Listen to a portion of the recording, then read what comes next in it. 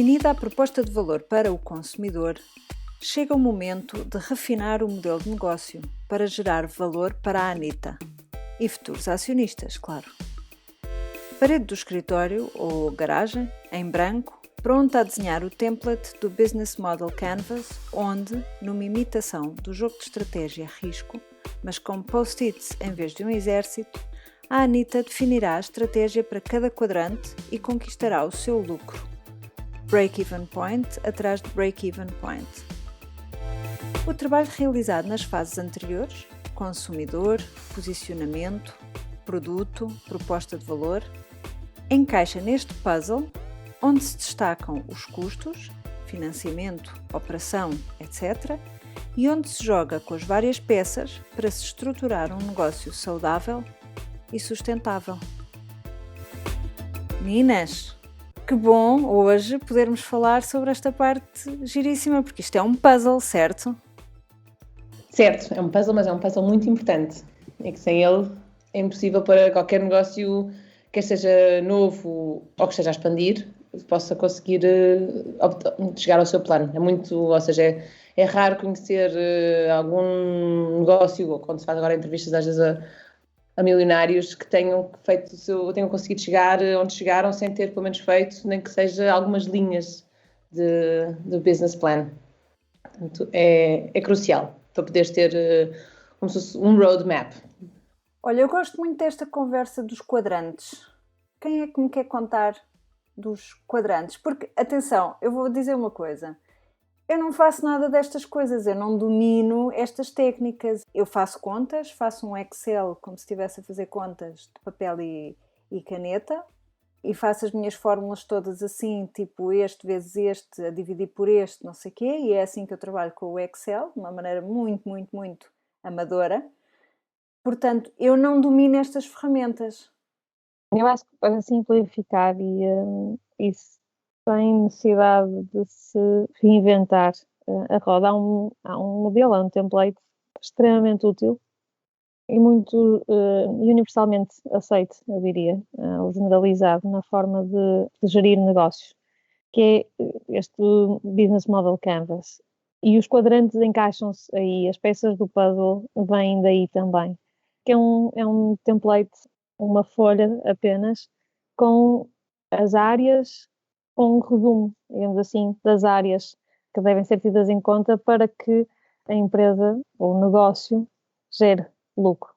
E aqui vai desde quem são os principais parceiros, quais são as atividades a que a empresa, o negócio vai dedicar, quais são os recursos principais, qual é a proposta de valor. A proposta de valor está lá bem no centro. Já falamos anteriormente da importância estruturante deste trabalho da proposta de valor. Ela depois encaixa aqui neste template. Quais são as relações comerciais com os principais clientes, quais são os canais que vão ser privilegiados em termos de distribuição e, obviamente, quais são os consumidores. E, portanto, essa é a parte de cima do template que depois vai dar lugar ou que vai estar assente em duas bases, que são a base de despesas e a base de receitas. Dentro do Business Model Canvas, a ideia é trabalharmos depois a parte de preço, a parte de estrutura de custos, a parte de modelo financeiro, para assegurar que, ao longo do tempo, a empresa é saudável, vai caminhando para uma operação saudável e sustentável em termos de criar valor ao longo do tempo. E acaba por ser simples na sua formulação, mas é uma ferramenta muito útil, como a Ana estava a dizer, é uma ferramenta muito útil não só no início de um negócio, quando estás a criar um negócio, mas também ao longo do tempo. E se pensarmos, por exemplo, que a inovação nos últimos anos, se pensarmos nas empresas que vieram trazer alguma disrupção, Uber, Airbnb, se pensarmos como é que eles fizeram, eles vieram ao modelo de negócio, ao business model, e partiram em pedaços e viram que partes do modelo de negócio é que podiam simplificar ou que poderiam apropriar-se. Eles não criaram, efetivamente, não trouxeram inovação em termos de produtos ou em termos de serviços, mas na forma como chegavam, por exemplo, ao consumidor final ou como se apropriavam de certas partes de processos de cadeias de valor já existentes. Isso é muito latente num livro de um professor de Harvard que se chama Unlocking the Customer Value Chain, acho eu, e que fala exatamente disto, da importância que tem numa fase inicial, mas também ao longo do tempo, para ir assegurando que se tem atenção que vai mudando no mercado, se tem atenção que vai mudando em termos da estrutura de distribuição, dos clientes, insights diferentes do consumidor, e portanto isto tem um resumo estrutural e muito crítico, eu diria fulcral, na atividade de uma empresa. Sim, e mais um ponto também que eu acho que, até pegando no que a Billy estava a dizer antes, da questão de que a Billy usa o Excel de uma forma muito básica, é verdade que é neste momento em que uma parte das pessoas estão a criar um negócio que temos mesmo que nos sentar e fazer algumas contas, ou seja, temos que ter em conta todo o montante que precisamos de custo inicial para começarmos, para arrancar com o negócio, a nível de onde é que vamos conseguir ir buscar esse dinheiro, se vamos pedir empréstimos ao banco, se vamos pedir incentivos, vamos a um Kickstarter também para tentar angariar fundos, e depois também construir como é que vamos conseguir gerar valor e gerar lucro, ou seja, onde é que vamos atingir o break-even point, em que momento. E em que momento é que, especialmente se formos através de Kickstarter, em que ganhamos acionistas, que temos de ter isso em conta, que temos que gerar valor para os mesmos, porque ninguém apoia um negócio com a ideia só de vamos deitar dinheiro fora. Não, a ideia é depois ter algum lucro de volta, portanto, ou seja, também eu acho de certa maneira quase que é a melhor maneira de se criar um negócio, porque põe-te alguma pressão em cima, tu sabes que tens ali, apesar de uma parte das vezes ser até na base de amigos, que muitas vezes também conseguimos angariar fundos, mas não deixam de ser algumas pessoas que estão a apoiar-nos, mas também põem-nos a uma pressão para, ok, tu tens que fazer dinheiro porque tens que me dar lucro a mim também. Portanto, eu acho que é uma das melhores maneiras. Eu confesso que a pressão é assim aquela cena. Não sei se funciona particularmente bem comigo, mas uma das coisas que para mim me parece super interessante e é uma coisa com a qual me tenho vindo a debater e que tem estado bastante presente nos últimos meses e também que a Tara McMullin tem falado nos posts do Instagram dela, é a audiência. E porquê que eu digo isto? Aqui também no nosso Business Model Canvas nós temos que pensar como é que vamos entregar o nosso produto-serviço e qual o preço desse produto-serviço, e isso também nos vai dizer se nós precisamos ter uma grande audiência e, portanto, trabalhar com uma escala grande, ou se nós podemos manter-nos numa escala mais pequena e conseguir, digamos, por cada unidade de produto / serviço, conseguir ter um valor, se calhar mais alto, mais premium, para manter a operação a funcionar e manter a viabilidade do plano. E, portanto, essa questão da audiência parece-me super interessante, porque vem também contestar um bocadinho aquela ideia de crescimento, crescimento, crescimento, crescimento, crescimento. Não é que uma audiência grande seja necessariamente uma coisa má ou uma coisa boa. E uma audiência pequena também não tem que ser uma coisa má nem uma coisa boa. Portanto, é adequada ou não para o nosso tipo de negócio. Eu, cada vez que penso nisso e que me debruço e que faço uma introspeção sobre o tema, lembro-me muitas vezes dessa questão do crescimento e sinto que tenho alguns bloqueios dentro de mim por causa do crescimento e de ter uma audiência muito grande. Portanto, a ideia de termos que ajustar o tamanho da audiência ao nosso produto ou serviço, para mim é uma ideia quase libertadora, porque podemos entregar um produto mais premium a menos pessoas e ter uma viabilidade, sustentabilidade fantástica. E é exatamente esse exercício que podes fazer nesta altura, percebendo quem é que é, não é, essa base de consumidor, esse público-alvo estratégico, e depois trabalhar os segmentos, por isso é que ao longo do tempo também pode ir alterando, e trabalhando os segmentos que são mais rentáveis ou que fazem mais sentido, e principalmente quando estamos a começar, tendo em conta que vais ter custos de arranque, vais ter custos de operação, que não vais ter receitas suficientes numa fase inicial, que não tens forma ou podes não ter forma de ter um modelo de produção já escalado, não é? De uma forma mais automatizada, de uma forma mais rentável também, não é? Ou seja, vais ter custos aqui acrescidos numa fase inicial, muito provavelmente. Tens de ir gerindo isso, tens de ir percebendo, não podes negligenciar, não é? Não podes pensar só que daqui a 3, 4, 5 anos tu vais ter um público-alvo, uma base de consumidores muito alargada, que vais ter custos já otimizados e que, portanto, vais medir o sucesso da empresa ou a base da empresa com esses pressupostos. E, portanto, quando tu pensas também de uma forma, inicialmente já pensas naqueles que te vão ajudar a muito rapidamente chegar ao teu break-even, em passar para um lucro sustentável, sem te sobrecarregar logo de início e pensar em como é que eu vou escalar isto, ajuda-te imenso também já a retirar algum desse peso e a simplificar, se calhar, numa fase inicial, o teu projeto. O que eu acho que é um ponto interessante, que foi uma das coisas que eu acho que fui martelada também desde que comecei a trabalhar, é que nós devemos pensar isto sempre numa forma de win-win ou win-win-win, dependendo dos nossos intervenientes e stakeholders. E o modelo de negócio é um template, é uma estrutura que nos ajuda a pensar como é que nós vamos, de uma forma sistemática, de uma forma sustentável, no longo prazo, gerar valor para o negócio, para conseguirmos chegar ao lucro de uma forma sustentável. Mas também, e esta parte é muito importante, e ditará o sucesso, é também contemplar a parte de gerar valor para clientes e para consumidores. Não temos necessariamente um modelo direto, não é? E é um dos pontos também a considerar, tipo de distribuição, se é direta, se é através de distribuidores ou não.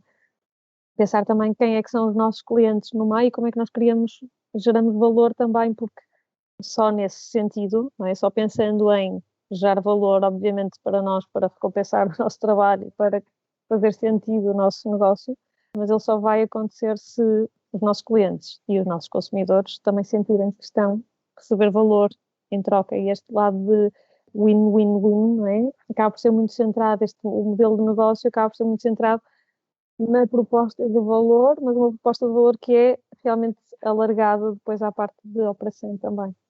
Depois uma parte também que é importante lembrarmos e a lembrar a quem está a querer começar um negócio é que a certa altura tens que te pagar a ti próprio também.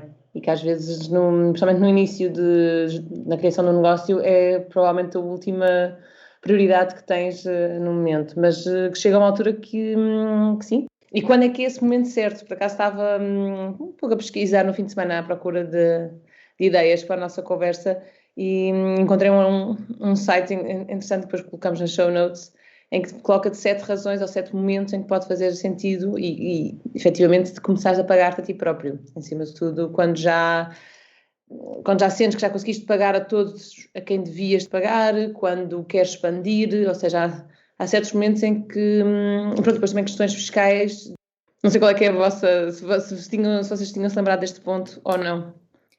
Eu acho que tens que pagar a ti próprio desde o início, porque tu és trabalhador daquele projeto, não é? E precisas de assegurar a sustentabilidade. Portanto, tu não podes estar. Eu entendo que ao início, se calhar, enquanto ainda estás com outro projeto e isto começa digamos, a marinar na tua cabeça e começas a organizar as coisas, se calhar ainda não és pago. Mas a partir do momento em que tu começas a trabalhar na coisa, tens de começar a pagar-te. Este negócio tem que ser um negócio que te serve a ti. Serve às outras pessoas, mas serve-te a ti. E é importante, por isso, manteres essa necessidade de te pagares a ti próprio logo em primeiro plano. Pagares a ti próprio, encarares que o teu salário é um custo como os outros custos. O que acontece também é que, por exemplo, quando estamos a falar de um serviço como nós prestamos, por exemplo, acaba por ser mais direto, vezes quando estás a montar um negócio em que tens uma parte de produção, em que tens custos de produção, em que acontece que até tu conseguires gerar rendimento suficiente, receitas suficientes para pagar um salário, seja de quem for, ou seja, ele tem de estar contemplado e tu tens de, na tua estrutura de custos, assegurar que não estás a camuflar, não estás a deixar para para a frente para ver se vai acontecer ou se não vai acontecer a parte do teu salário, mas efetivamente tu tens de pagar matérias-primas, tu tens de pagar a parte de produção, se tu tens de pagar a parte de promoção, se tu tens, efetivamente, não há esse dinheiro numa fase inicial e, portanto, acho que o ponto da Ana também vinha mais nesse sentido de quando a empresa chega a um ponto em que já gera receitas, em que atinge o break-even, eu acho que o grande ponto pode ser aí se atinge o break-even já com o teu salário, né? E acho que aí se enquadra o que estavas a dizer, Billy, versus deixar para mais tarde. E aí eu acho que a discussão pode, neste caso, a discussão pode estar mais aí de, ok, o break-even já é considerar a tua remuneração ou não. Há outra coisa que eu acho que também é super importante, que é quando começamos a avançar com o projeto, existe um bocadinho a tentação de, às vezes, interessamos por um produto, vá ali na franja, ou um produto que faz um pequeno desvio, ou uma pequena variação do nosso produto ou serviço principal.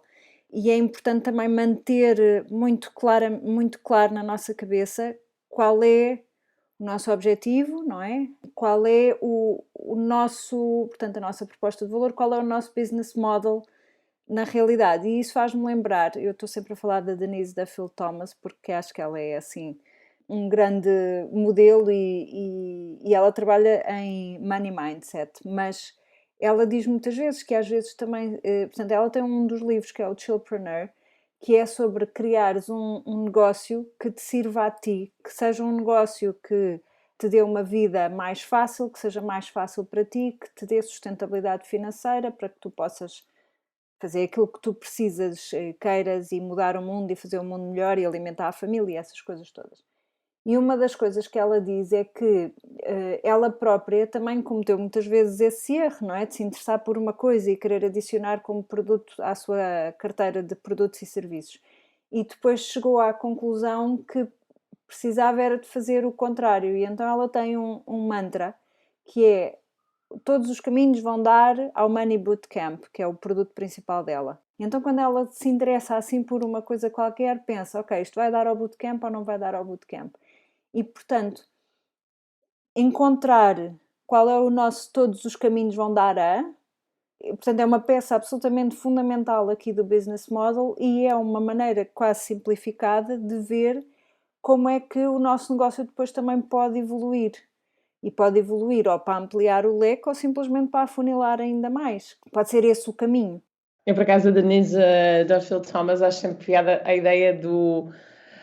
Pronto, que ela tem na mensagem no livro dela a dizer como vês todas as pessoas no Instagram a apanhar sol e a trabalhar à beira-mar e porque é que não sou eu? É verdade que às vezes também penso o mesmo. Mas desculpa, descarrilei. Mudámos de... Não, eu não acho que seja descarrilar, porque eu acho que é no business model que nós temos que pensar seriamente num tipo de negócio, portanto, no produto, no propósito, em todas essas coisas e na maneira de entregar esse produto ou serviço que nos sirva a nós. Exato. Sim, totalmente. Que seja um modelo que nos sirva a nós. Se o teu sonho é trabalhar a partir da praia, então tens que encontrar uma maneira de entregar o teu serviço ou produto para tu poderes estar na praia. O que é que isso significa? Se calhar tens que ter, se o produto for físico, tens que ter parceiros que te façam a logística. Se o teu produto for digital, se calhar não. Se for um serviço, se calhar não. Mas se tu queres estar mais tempo na praia e se, por exemplo, trabalhares como consultora, se calhar tens que subir os teus preços para poderes trabalhar menos horas. Portanto, são tudo questões super válidas e eu acho que o falares nisso é completamente on topic. Portanto, este é o momento também de pensarmos num modelo de negócio que funcione para o negócio, mas que não nos esgote a nós, que nos permita ter a vida como nós quisermos. Se o teu objetivo é trabalhar da praia, é esse. Se o teu objetivo é acompanhar mais as crianças, porque as crianças saem da escola às 2 da tarde e tu queres acompanhá-las mais, então é esse. Se o teu objetivo é nas semanas, já estou a falar aqui nas famílias compostas, não é? Mas nas semanas em que não tens crianças, tudo bem, até podes trabalhar mais, mas nas semanas em que tens crianças, queres trabalhar menos, Portanto, este é o momento de desenhares o negócio que queres que te sirva a ti. E isso é mais uma das peças do puzzle que eu acho que é absolutamente fundamental, porque senão estamos nós. Falámos nisso também na conservação da energia e do tempo, aqui há umas semanas. Se tu não tens possibilidade de recuperar do esforço que estás a fazer, então estás a dar mais do que aquilo que recebes. E essa é uma peça fundamental aqui deste puzzle. Toca nos pontos, toca num ponto importante que é, não é para pintar um mapa cor-de-rosa. O objetivo é fazer esses jogos de cenários, de perceber exatamente, ok, se o negócio operar durante estas horas ou estes dias vai conseguir, à partida, ter este nível de receitas, ou se para operar sozinho, ou para operar sozinho nesses momentos, que tipo de recursos é que eu vou precisar, se vai ser através de parcerias, se vai ser através de equipa. Passa muito aqui por todos estes itens que se enquadram ao lado nos canais de receitas, digamos assim, mas também na parte dos key partners, onde é que nós vamos buscar os nossos fornecedores, mas onde vamos também buscar os nossos parceiros comerciais, vamos tentar encontrar aqui sinergias ou não, que tipo de equipa, depois entramos na estrutura de cursos, que tipo de equipa, que tipo de operação que nós vamos precisar. No curto prazo até podemos estar mais dispostos a fazer tudo muito centrado em nós. Ao longo do tempo vamos ter de aprender que vamos precisar ou de outras competências, ou de subcontratar serviços, partes da operação, o que quer que seja, tudo isso entra aqui. E por isso é que é um puzzle que nos vai indicando quais são as variáveis e o peso de cada uma das variáveis e como é que podemos jogar com cada uma delas. Bem, então, mas com todos estes pontos que já mencionámos, um pouco de forma resumida, voltando à essência da importância do business plan e para quando é que necessitamos de utilizá-lo. Eu gosto muito de seguir esta estrutura que nós definimos também para esta série. Estás neste momento, já com o trabalho que foste fazendo para trás, com cada uma das fases que fomos desenvolvendo, chegas aqui e já tens uma base que é a tua proposta de valor, o teu modelo de valor está ali e que vai encaixar de forma central neste template. E, portanto, quando já tens as peças para trás, depois é mais fácil, já fizeste o trabalho de segmentação dos consumidores, já identificaste segmentos de consumidores que podem ser mais relevantes ou que podem ser uma base mais sustentável, onde poderás criar ali uma maior atração pelo teu produto ou pelo teu serviço. Já começaste a perceber onde é que vais buscar, quem é que vão ser os teus principais parceiros e, portanto, depois daquelas fases que nós falamos para trás, eu acho que este é o momento em que começas a pensar realmente já numa forma de operacionalizar. E isto é uma ferramenta instrumental, digamos assim, para lhes apresentar se for buscar financiamento, se precisares de financiamento, caso não faças com capitais próprios, depois apresentar um banco para empréstimos, para ires fazer um pitch para conseguires, em alguma ronda de capital, no caso de buscar investidores privados, no caso de quereres fazer um modelo de crowdsourcing. Portanto, tu vais pegar nisto e estes números, e a história que estes números têm por trás e o que tu resumes aqui é aquilo que quem está do outro lado vai avaliar também, não é? E vai querer saber os detalhes e vai tentar perceber se funciona ou se não funciona, qual é que é o potencial. E aqui eu acho que em cada um dos cenários, eu acho que não faz, tendo em conta todos os recursos que existem nesta altura, avançar só com capitais próprios é um risco muito grande. E, portanto, procurar... Não faz sentido com as taxas que tens atualmente. Portanto, quem nos está a ouvir, não, avance pelo menos com o empréstimo. A taxa de esforço, como tu dizes, a taxa de esforço é mínima. Mas permite, ou seja, cada uma dessas três vias, né, se pensarmos, ou pondo de lado o investimento com capitais próprios, vai ser um jogo de números, vai ser uma apresentação do potencial, vai ser uma apresentação, vai ter de ser convencer quem está do outro lado a investir em. No caso do empréstimo, o financiamento através de empréstimos ou através de crowdsourcing, as implicações são, obviamente, assegurar que depois, em termos de operação, se considera isto como um custo, no caso do investimento, no caso do empréstimo, no caso do crowdsourcing, praticamente não tens, a não ser entregar depois o que tu prometes durante a campanha de crowdsourcing. Mas no caso de procurares investidores, de procurares fazer rondas de capital, aqui sim o escrutínio vai ser maior, provavelmente, e ao mesmo tempo as implicações também são algo importante a considerar, porque os investidores depois vão querer contrapartidas, não é? Não vai ser um almoço grátis, obviamente, e tem de se pensar muito bem quanto da empresa se está disposto a abdicar ou que autonomia que se está disposto a abdicar, e isto sim é uma questão já delicada, não é? Eu acho que há muitas vantagens, há muitos pontos positivos de se ir buscar e de se procurar bem os investidores que se querem dentro do projeto. Obviamente que já seja capital. Não seja só ir buscar o dinheiro, seja também buscar o know-how que esses investidores têm. Know-how, exatamente. Okay? A lembrar-me do Shark Tank, um bocadinho aquela Era ideia. o que eu ia dizer, é tão giro esse programa. Eu confesso que faço parte, sou partner numa venture capital. Não é assim tão teatral, não é assim tão teatral, mas acaba por ser um exercício interessante de se fazer. Mas encontra as pessoas com vontade de partilhar o seu conhecimento, de partilhar a sua expertise, as suas redes de contactos, de bloquear uma série de desafios ou de obstáculos, ou o que quer que seja que vão surgindo na empresa.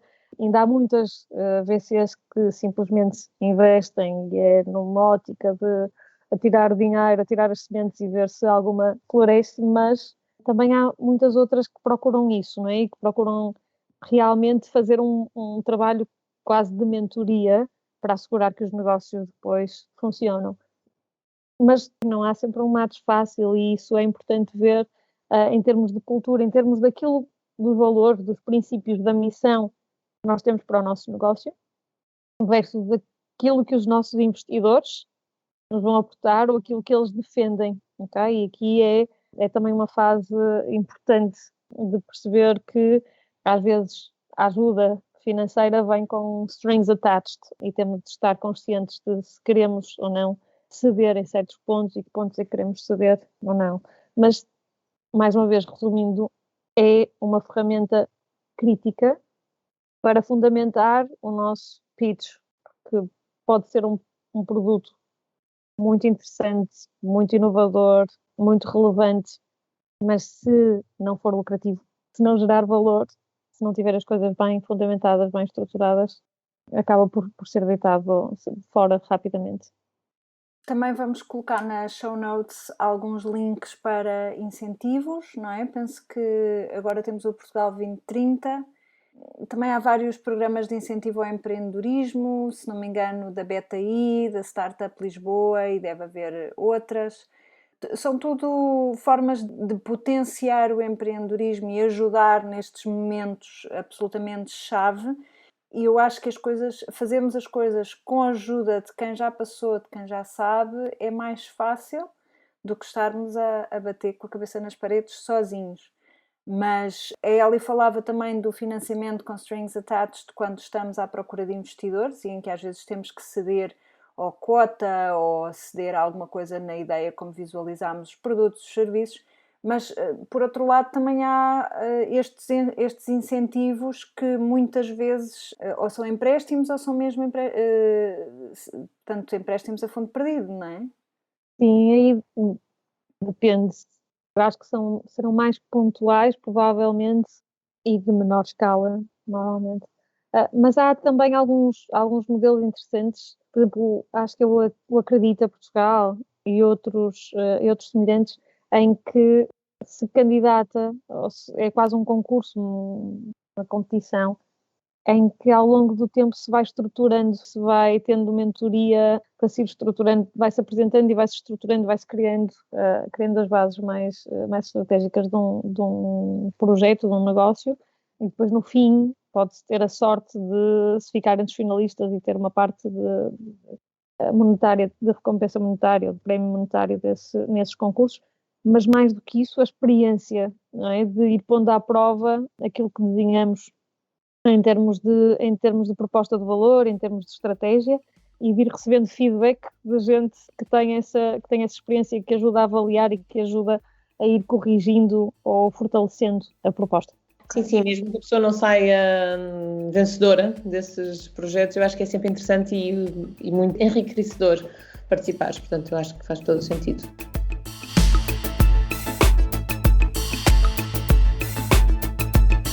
A Anitta regressa ao trabalho quando bem lhe apetece e pode. Idealmente a cada semana, mais coisa, menos coisa, com um ponto de situação nos seus projetos.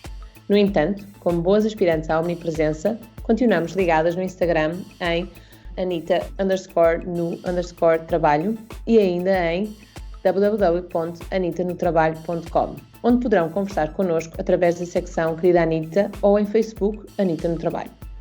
Anitta no Trabalho é um podcast produzido por Ana Isabel Ramos, designer, ilustradora e knitwear designer em airdesignstudio.com e Instagram air_building, Eliana Soares, marketeer estratega em nautil.net e Instagram Alice_in Wonderland, e a participação especial de Ana Rita Santos, Business Development Manager em Instagram Rita Ana.